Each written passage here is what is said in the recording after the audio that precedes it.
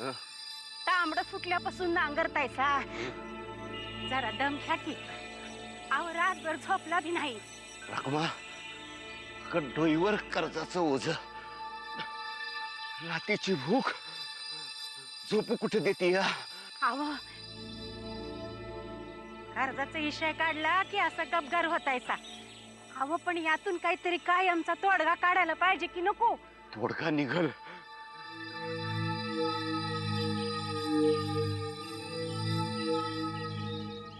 असा आबाळाकडे बघून किती दिवस काढायचे. एक दिवस नांगरता नांगरता जीव जायचा. रखमा तोडगा निघल. माझी जानकी डॉक्टर आणि गण्या सैनिक झाल्यावर तोडगा निघल. अगं चल, थांबून नाही चालायचं. चल रखमा.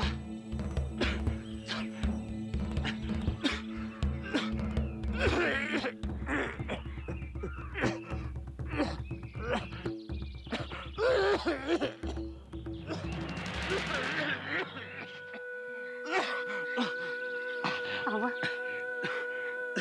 कालपासनं तापाने फणफणतायचा. मरू तिथे काम. जरा आराम करा. अंगाला काय जाते फणफणायला.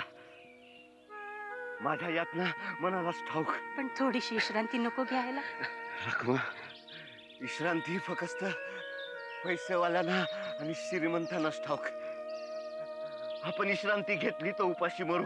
अहो पण एका दिवसाने काय फरक पडणार आहे. आपल्याला नाही पण पोरांना फरक पडेल ना. एक टायमाला खायला मिळतात ते बी नाही मिळायचं. त्यांना काही पाणी पिऊन झोपवणार आहेस. रखमा दम खाऊन चालायचं नाही बाय. कामाला लागलं पाहिजे. अहो पण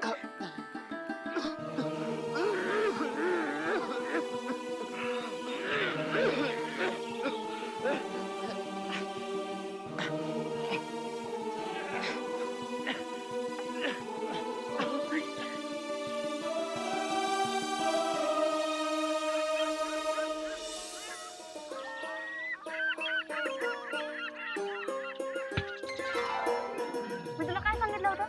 मी याच्यात कपडे काढून पाण्यात पाहिजे म्हणून. मग ताई मला भीती वाटते. मी इथे असताना तुला कशाची भीती वाटते रे? तुझीच भीती वाटते. अरे पळू नको पळू नको. तुझी सुटका नाही. थांब थांब थांब थांब. चल जाई नको. जाई नको जाई. मला भीती वाटते. ताई नको ना, मला भीती वाटते. भीती बघूया. एक नाही दोन नाही 10 वेळा जरी रडलास ना तरी तुझी सुटका नाही. मी तुझ्या पाया पडतो ताई, पण मला खरंच भीती वाटते. दिवसातून 4 वेळा हेच पाणी ढोसतोस ना, तेव्हा नाही वाटत भीती? तो कालच्या आईतला दिन्या म्हणत होता की नदीत सुसर आहे. सुसर आहे? मला कधी नाही दिसली ती सुसर. मी तुला घाबरत असेल. चल चल चल पाण्यात. पाण्यात नको नको काहीच नको. आई शपथ सांगतो ताई, उद्या नक्की मारीन उडी. गेला 1 आठवडा तू हेच म्हणतोय, पण आज नाही ना तुझ्या नाकातोंडात पाणी कोंबलं तर नावाची जानकी नाही मी. हा आणि मी मिळालो तर? अरे वा रे बहिणी. बाबा म्हणतात मोठेपणी तुला सैन्यात पाठवायचं, आणि सैनिक असा मरणाला घाबरतो का? पण मी घाबरतो ना. घाबरतो? चल काढ कपडे.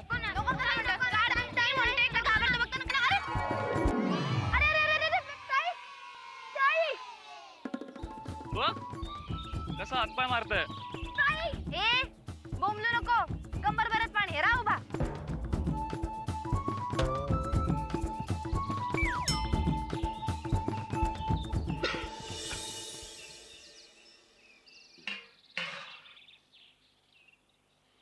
अव गावची जत्रा 2 दिवसावर आली. आणि आपल्या घरात शिमगात चालू आहे. नका इतकी काळजी करू. मी यंदा नवसाईला साकडं घालणार आहे. आपल्यासाठी नाही, निदान आपल्या पोरांसाठी तरी. नवसाई सगळ्यांनाच आपल्या पदराखाली घेते. तिला म्हणावं आमच्या वाट्याला जे भूक दिलेस ते आमच्या पोरांच्या वाट्याला देऊ नको ग माई. आवा 2 दिवस झालं जानकी सारखी मागे लागली. शेतावर मदतीला येते. नाही अजिबात नको. हे बघ, या सगळ्यापासनं पोरांना लांबच ठेवायचं. अगं आज ना उद्या दिस बदलतील. असंच थोडंच राहणार आहेत. बघ 1 2 3 4 5 6 7 ईशाण्या तू एक तरी पाडून दाखव बघा आता बघ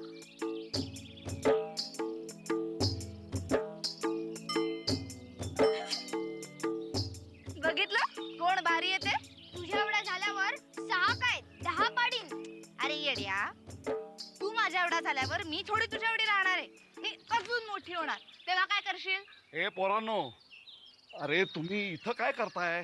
नरसिंहराव यायचे तिथं आता. चला पळा इथून लवकर चला. किल्लेदार साहेब येणार आहेत म्हणजे बरोबर सुमिताई पण असेल तुला कशाला हव्यात नसत्या चौकशा? चला पळा इथून लवकर. चला चला. ताई नरसिंहराव म्हणजे कोण ग अरे आपल्या गावाचे मालक आहेत ते मुंबईला असतात इथे केव्हा तरीच येतात ताई घाबरतात त्यांना सगळे घाबरायलाच पाहिजे शेवटी राजे आहेत ते आपल्या गावचे राजे ताई राजे म्हणजे शिवाजी महाराजांसारखे काय थाट काय रुबाब असो त्यांचा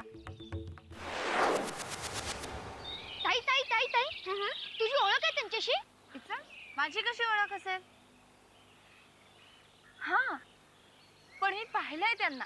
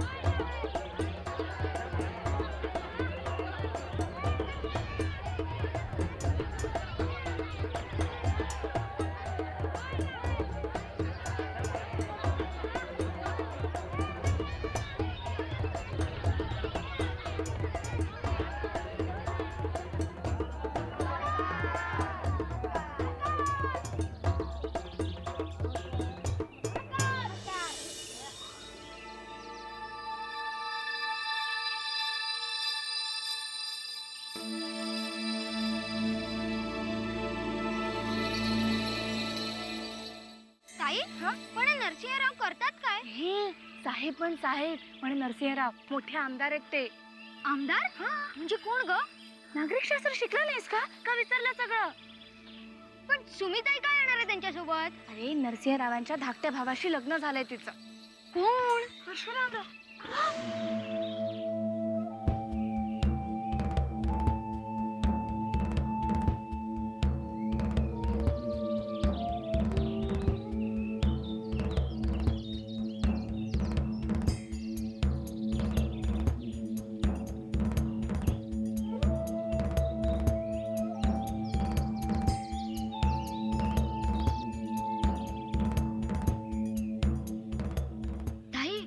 हे कोण आहेत अरे हेच ते नरसिंहराव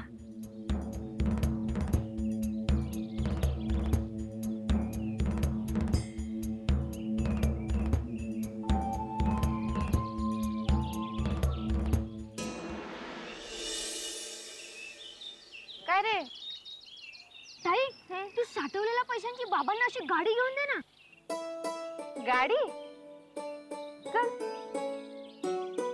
मी साठवलेल्या पैशातून बाबांना बैल जोडी घेऊन देणार आहे चल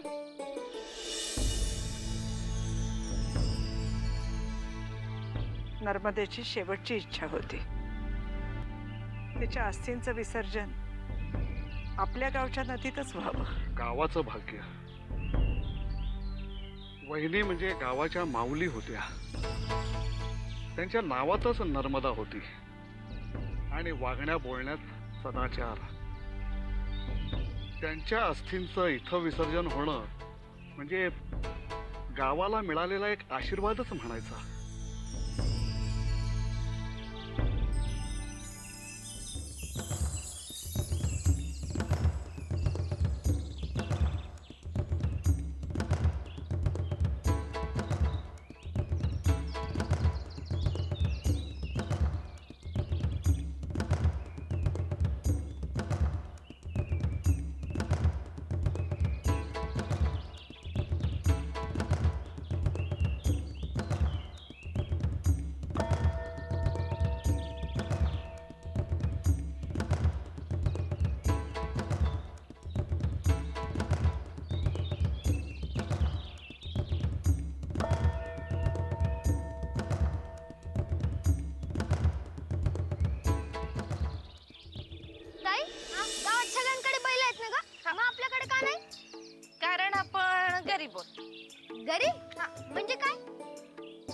ज्यांच्याकडे पैसे नसतात ना ते गरीब. पण ताई तुझ्या डब्यात लय पैसे आहेत, त्यातून घे की बाबांना बैलजोडी.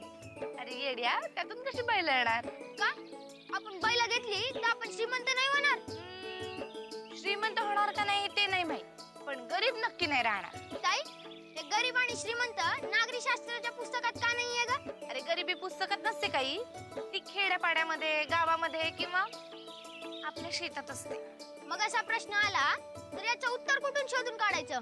इतिहासाच्या पुस्तकातून का भूगोलाच्या? गरिबीवर किती मोठं उत्तर लिहिलं ना तरी कधीच तो प्रश्न सुटत नाही.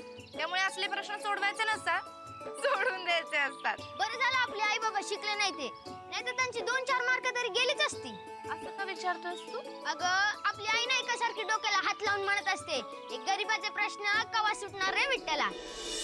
गण्या, जो प्रश्न आपल्या आई बाबांना नाही न सोडवता आला तो आपण दोघांनी मिळून सोडवायचा.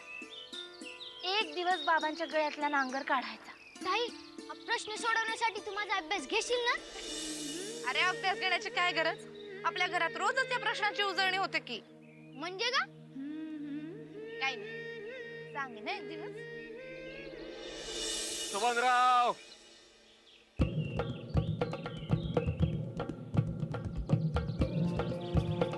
राम राम मालक. मालक असं अचानक येणं केलं? अरे सुभाने, देणाऱ्याच्या लक्षात नसली तरी घेणारा तारीख कसा विसरेल? काय रे, माझ्याच जमिनीवर मानस पाहुणा म्हणून बोलतो वय? हा हो बिलीफ, कागद द्या आला वाच. मुदत संपून 2 दिवस झालेले आहेत. आता ठरल्याप्रमाणे या जमिनीवर ताबा माझा. मी कर्जमाफीसाठी अर्जी दिली आहे. अरे ते सरकारी बँकांसाठी, आमच्या पतसंस्थेसाठी असला नियम नाही. जास्त शहाणपणा करायचं नाही. हो तो बोर्ड ठोका. मालक मला कसं करू नका हो, पाया पडतो मी तुमचं. मला कसं करू नका हो. या जमिनीच्या एकाच तुकड्यावर मी माझ्या बायका पोरांचं पोट भरतो. मला पण बायकापूर आहेत की. हो बोर्ड ठोका. मालक मालक ओ, ही जमीन माझी आहे. माझ्या कर्जाचं ओझं तिच्या छाताडावर ठोकू नका हो मालक. बस, जास्त बोलला तर तो बोर्ड तुझ्या छातावर ठोकेन. मी बोट ठोकू देणार नाही. बाजूला मारत नाही मालक, मी नाही ठोकू देणार बोट.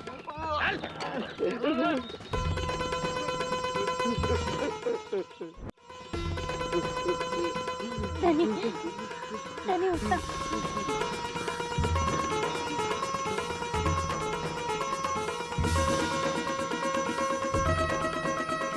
काही बी काळजी करू नकस. आता कसं होणार आपलं? समजा ठीक होईल.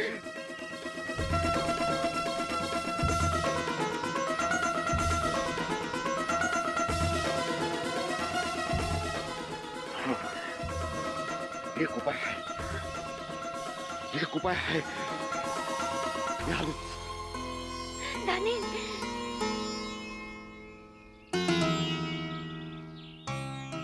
भाकऱ्या पाडणं किती अवघड असतं ते. ताई आता मी 10 भाकऱ्या पाडणार आहे. एवढे पहिल्यांदा पोहायला शिक. त्या राजन दादानी पाण्यात ढकलल्यापासून सगळी भीती निघून गेली माझी. जरा अजूनच्या तर तावडीत सापडू देत माझ्या. नाही नाही इंगा दाखवला तर बघ. ताई काय तू व राजन दादा तुला पाण्यात ढकललं ना रे? नाही त्याला पाण्यात जायला लावलं तर नावाची जानकी नाही मी. हा त्याला काम कर, जातो चिखलान जा. मी नको मी. अरे जा ना. ताई नको ना, तू जा, मी सांगते जा.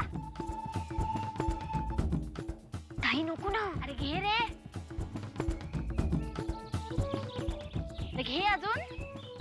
हा घे इकडे. तर मी सांगितल्यावर तुझ्या चेहऱ्यावर फेकायचा काय? हा तयार? मी हाक मारते. अरे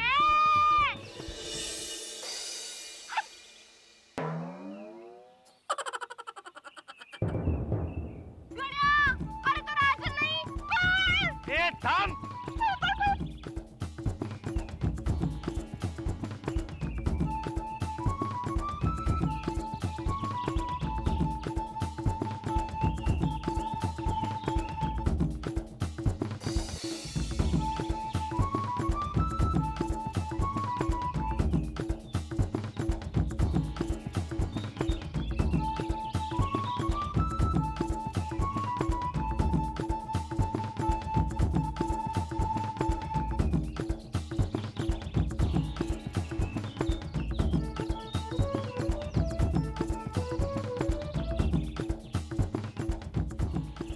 शे गेली वाटत.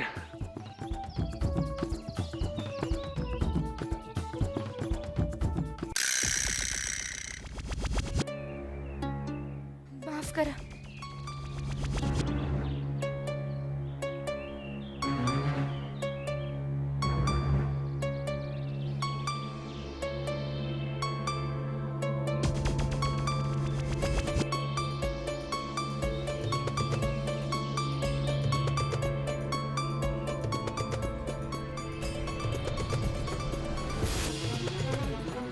केलं माफ.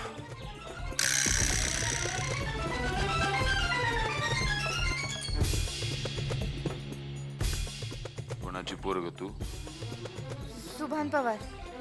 नापीक जमिनीत सुपीक पीक कसं काय आलं?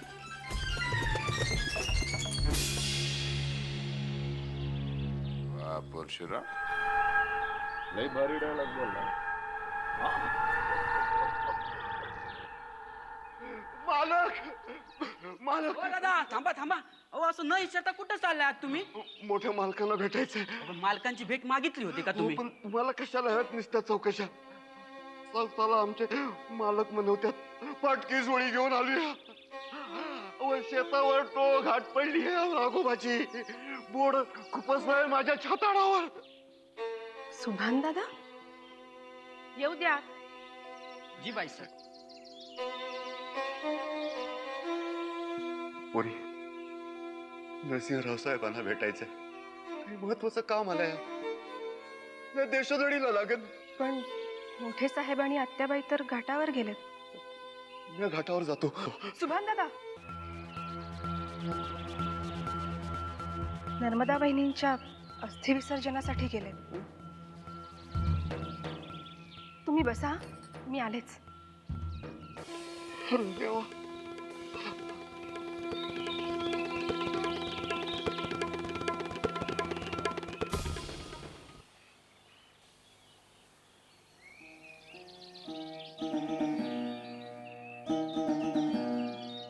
नरसिंहा, तिची आणखी पण एक इच्छा होती. तिच्या अस्थींबरोबरच याचंही विसर्जन व्हावं. तिचं कुंकू